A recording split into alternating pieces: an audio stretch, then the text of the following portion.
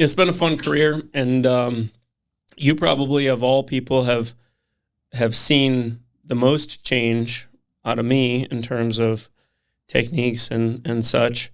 I know you've worked with a couple other surgeons, so give an example. Can you think of an example, or can you give an example of another surgeon that makes it what makes it a little bit more hectic, or why is boring, when I say the word boring surgery is better to you, what does that mean to Nadia, being the person that's sort of firsthand experience?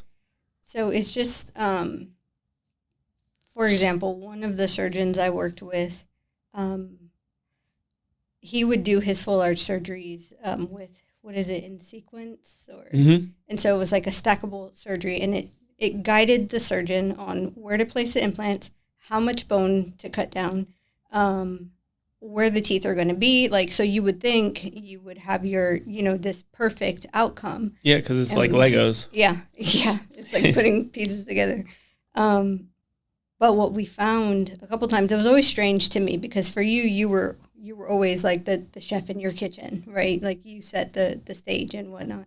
And so in this doctor, so in sequence is driven by, I think, labs. I think they come up with the whole game plan from the ground up on how much bone you're going to reduce. And we don't even know who's planning it, like if they know about anatomy or if they even care, like the sinus is right here. So a couple times we ran into the situation. I think it only took 2 times for it to happen before they just pulled the plug on it. Or the implants were still sitting halfway, like, outside of the bone. It's like, after placement, after reduction. Wow. So it's like, you've already, like, what's your saying? You measure twice and cut once, and sure, yeah, yeah. So they've already, like, measured and cut, and I guess the measurements were off by a couple millimeters, so where the implant was sticking out. And yeah. So then it just kind of, like, it throws off the whole surgery. So he kind of sat there, like, thinking, and I looked at him and I was like, why don't you just freehand it? Like, every surgeon that I've seen freehand it,